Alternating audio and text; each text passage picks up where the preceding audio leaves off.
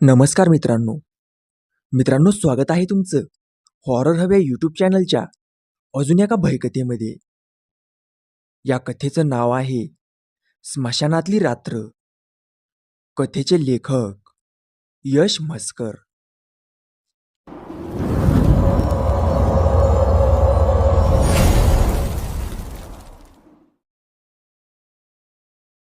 आम्ही रात्री 8:30ला रोहनच्या फार्म हाऊसवरून घरी यायला निघालो. थंडीचे दिवस होते, त्यामुळे बाहेर उभी रोहनची स्कॉर्पिओ सुद्धा थंडीने कुडकुडत होती.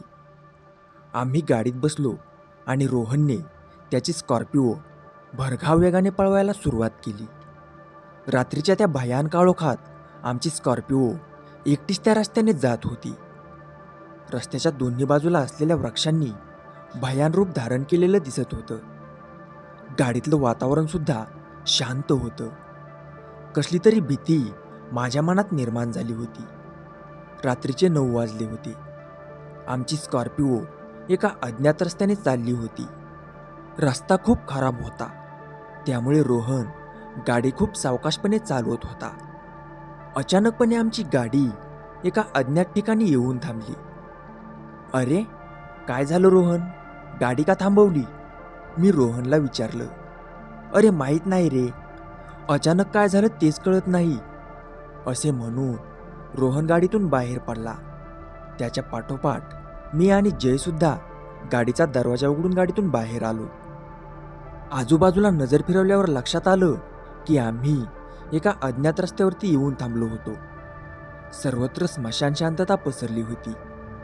दूरदूरपर्यंत कोणीच दिसत नव्हतं. इतक्यात जयचं लक्ष रस्त्याच्या कडेला असलेल्या एका मोकळ्या माळरानाकडे गेलं. तिथे त्याला आग जळताना दिसली. तिथे कोणीतरी शेकोटी पेटवून काही माणसं बसलेली होती. काहीतरी मदत मिळेल म्हणून आम्ही त्यांच्या दिशेने जायचं ठरवलं. आम्ही त्यांच्याजवळ पोहोचलो तेव्हा ती सर्व माणसं शेकोटी जवळजवळ अशी बसली होती की त्यांना जसं काय खूपच थंडी लागत आहे. त्यांना पाहून तरी हेच वाटत होतं. काका, आमची गाडी बंद पडली आहे. तुम्ही आमची काही मदत करू शकता का? इथे आजूबाजूला राहण्यासाठी हॉटेल वगैरे आहे का? राहुल उद्गारला. त्यांच्याकडे आम्ही उत्तराच्या अपेक्षेने पाहत होतो, पण त्यांच्याकडून कोणतंच उत्तर आलं नाही. ओ हॅलो काका, आजूबाजूला इथे हॉटेल वगैरे आहे का? जयने विचारलं. त्यावरून त्यांचं प्रत्युत्तर आलं. हॉटेल? इथे हॉटेल वगैरे काही नाहीये. अशा ठिकाणी तुम्हाला हॉटेल कुठनं दिसेल? त्यांचं हे बोलणं ऐकून आम्ही निराश होऊन त्यांच्यासोबतच त्या शेकोटीजवळ बसलो. त्यांनी आम्हाला आमचं नाव, गाव विचारण्याऐवजी एक वेगळाच प्रश्न केला. ते म्हणाले, तुम्हाला माहीत आहे का तुम्ही कोणत्या ठिकाणी आलाय ते? नाही, मी म्हणालो. आम्ही कुठे आलोय काका? आणि या गावाचं नाव काय आहे? जयनं विचारलं. यावर ते म्हणाले, हा भूतांचा गाव आहे. इथे तुम्हाला फक्त रात्रीची भूतच फिरताना दिसतील. रात्री अपरात्री कोणीही या रस्त्याने जात नाही की येत नाही. आम्ही त्यांचं बोलणं ऐकून खूपच घाबरून गेलो. त्यांचा आवाजसुद्धा खूप भीतीदायक होता. ते काका आणि त्यांच्यासोबतची माणसे दिसायला सुद्धा खूपच विचित्र होती. आणि सर्वात विचित्र म्हणजे आम्ही जेव्हा गाडीच्या बाहेर उतरलो तेव्हा तर हवेत गारवा होता, पण त्यांच्यासोबत शेकोटीजवळ बसल्यावर सुद्धा आम्हाला जास्तच थंडी लागायला लागली होती. आम्ही त्या एकाच ठिकाणी बसून बसून डुकल्या द्यायला लागलो आणि बघता बघता आमच्या तिघांचाही डोळा लागला. मला जेव्हा जाग आली तेव्हा ते काका आणि त्यांच्यासोबतची ती माणसं सर्वच कुठेतरी गायबच झाली होती. अचानक कोणीतरी मागून माझ्या खांद्यावर हात ठेवला. मी घाबरून मागं पाहिलं तेव्हा ते काका माझ्या मागे उभे होते. त्यांना पाहून मी जरा घाबरलोच. ते मला म्हणाले, चल पोरा, मी निघतो, आणि समोरच्या टेकडीच्या दिशेने जाऊ लागले. त्यांच्यासोबत आणखी भरपूर माणसे दिसत होती. ती सर्व माणसे दिसायला खूप विचित्र होती. मी रोहन आणि जयला जागे केले आणि त्यांना ते दृश्य दाखवलं.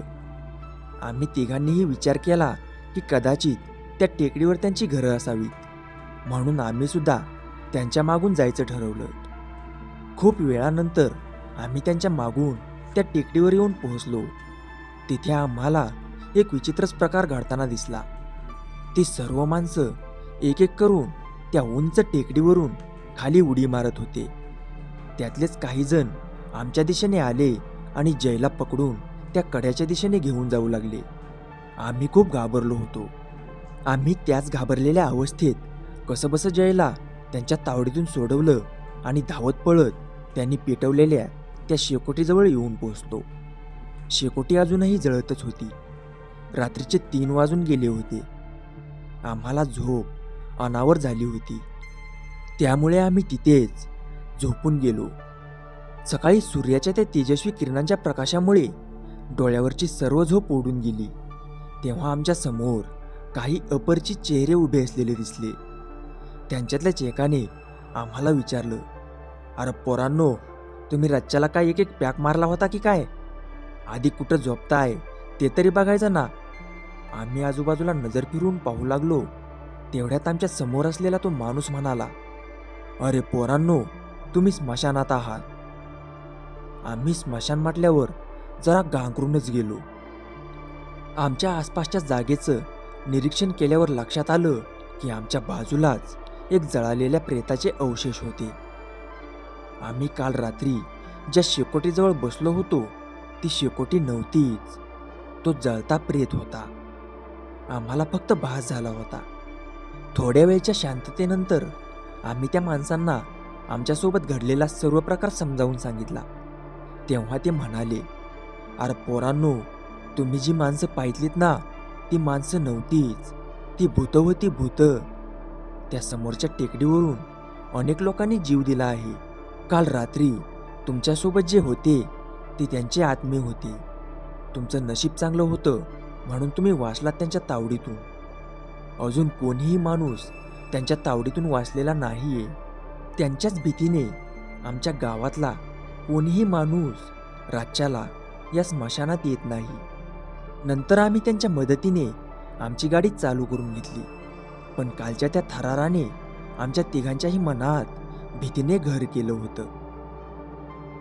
मित्रांनो, स्टोरी कशी वाटली कमेंट करून नक्की सांगा. व्हिडिओ आवडल्यास व्हिडिओला लाईक करा आणि अशाच भयकथांसाठी आपल्या चॅनलला सबस्क्राईब करायला विसरू नका. तर मग भेटूया अशाच अजून एका भयकथेमध्ये.